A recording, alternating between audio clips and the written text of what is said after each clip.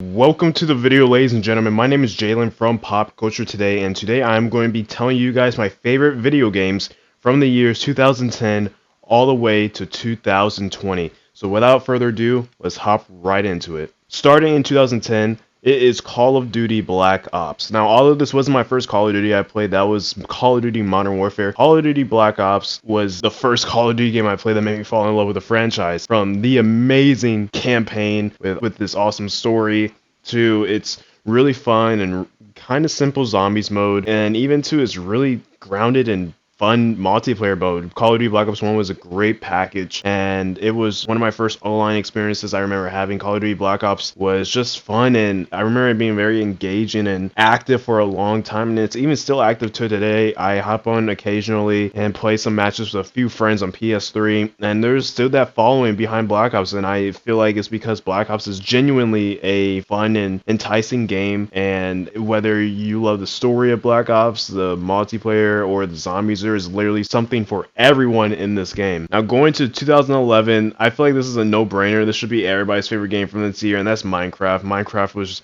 it really did take the world by storm. It is this, I shouldn't even have to explain this game. Minecraft is just a fun game with friends, without friends, online, offline. If you are in creative survival, if you're trying to kill an Ender Dragon, or just trying to build a neighborhood, Minecraft was just a really fun way to, waste some time. Come home from school, fire up your computer or fire up your Xbox 360 or PS3 and play some Minecraft with a few friends, man. And time really did seem to go by really fast. Whenever you're playing Minecraft, you get done and you'd be like, wow, that was 4 hours.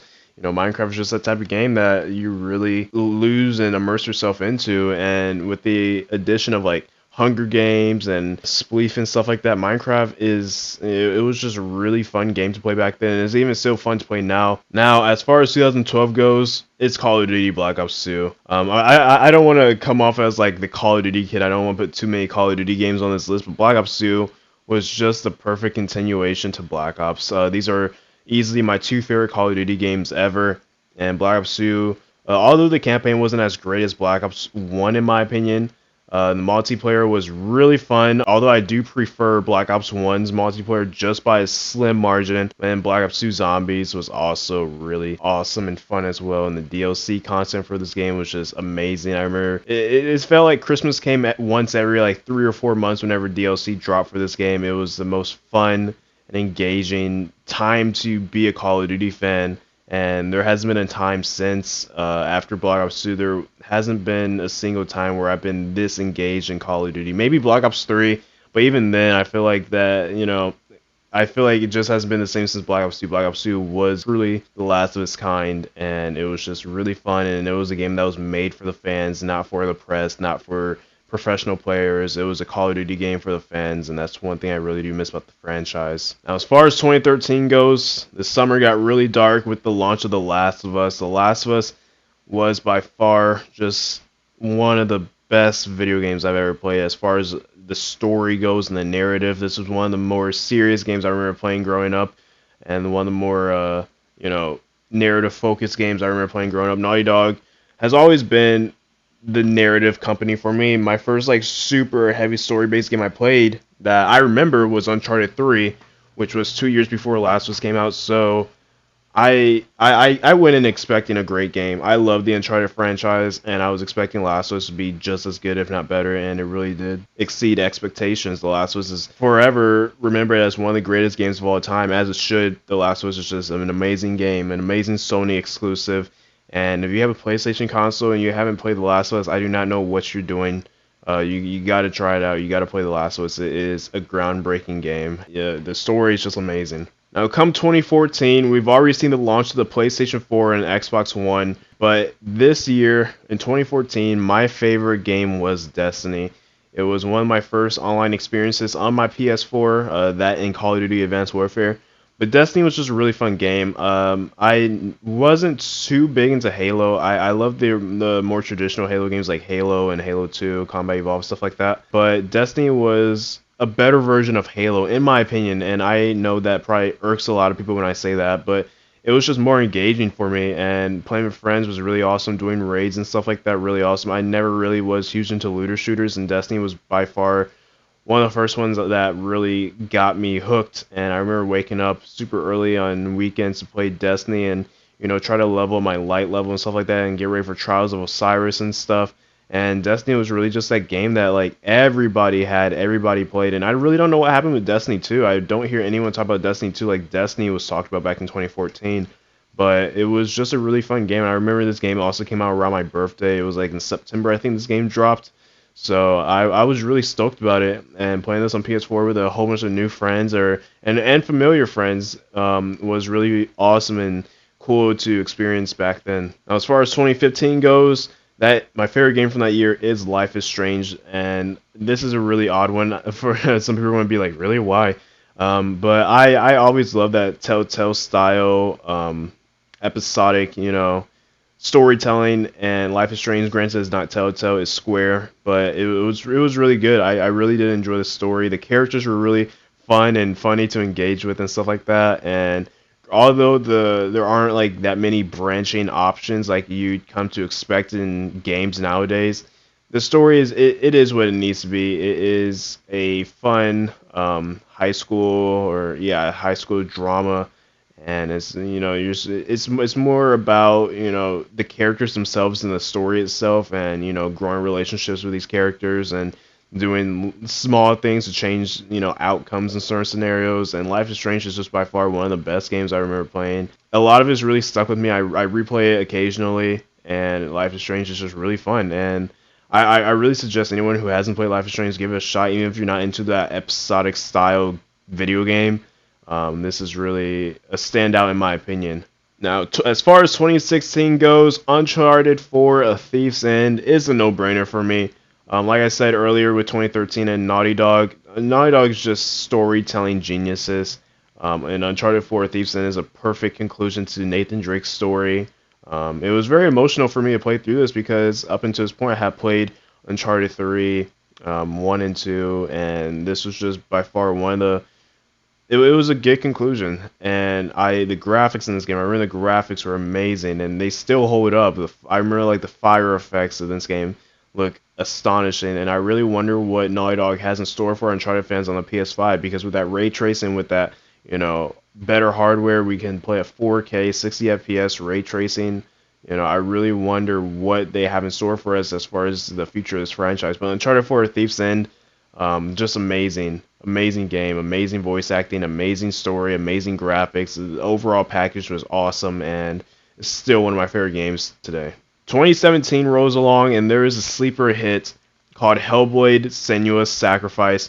Easily my favorite game of that year. This game delves into the psyche and how people with mental illness, struggle to go about their lives and stuff like that. And Hellblade: Senua's Sacrifice is a perfect immersive experience, and if you have not played this game, I wouldn't be surprised because it really did go under a lot of people's radar. A sequel is currently in development that is going to be a Microsoft exclusive, however, so I'll probably have to play that on PC through Game Pass. But Senua's Sacrifice was a super immersive game I remember playing, and it was just by far one of the coolest games I remember playing from back in 2017. And Hellblade: Senua's Sacrifice, albeit it is a pretty short experience, it is a memorable one. 2018 rolls around, and I remember the day this game came out, 4/20/2018. Ladies and gentlemen, it's God of War. God of War is just remarkable. Remarkable, from the set pieces to the story, the voice acting, the characters.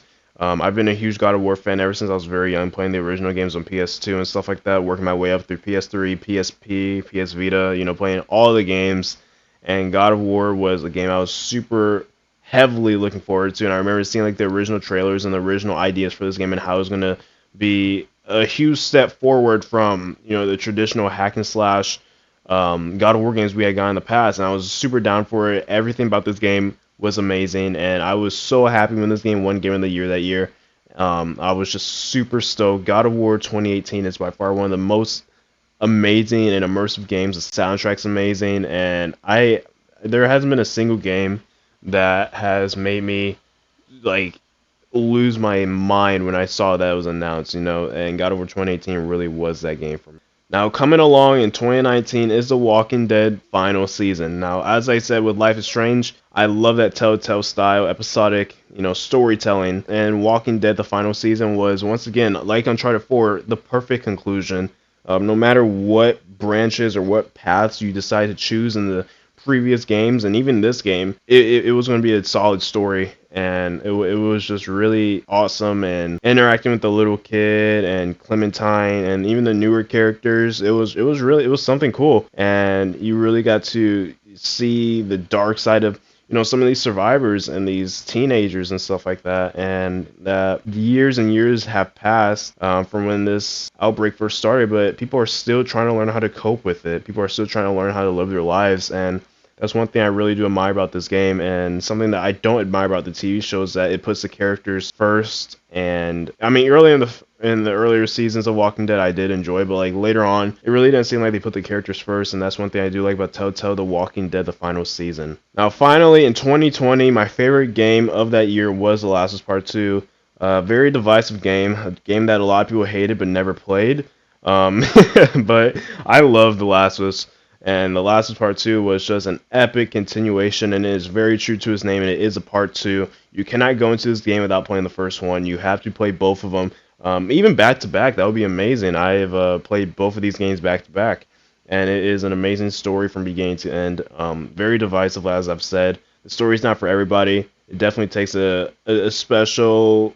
It definitely caters to a special audience, an audience that's open-minded and open to new things, and everything about this game, in my opinion, I love it, right? The only gripe I really have with it is how the story is presented to us. I feel like there are some elements in the story that shouldn't be in certain places, but other than that, I love the story. I love the characters. Abby, which was a character that I wasn't too fond of earlier on in the game, grew on to me by the end of it. Ellie, as always, amazing. Joel, Dina, pretty solid characters. So Last of Us Part 2 is by far one of my favorite games ever made, and it is definitely my favorite game of 2020. With that being said, ladies and gentlemen, that concludes this video. If you enjoyed it, please leave a like and share the video. Let me know in the comment section below what your favorite games from these years or some of these years were, if you remember. It was pretty easy for me to figure out which games were my favorite from all these years, just because I mean I still play them today. So let me know what some of your favorite games are. If you're new to the channel, please be sure to hit that subscribe button. And yeah, so I appreciate all you guys for coming out and watching the video, and I will see you guys in the next one. As always, have a wonderful day and take care.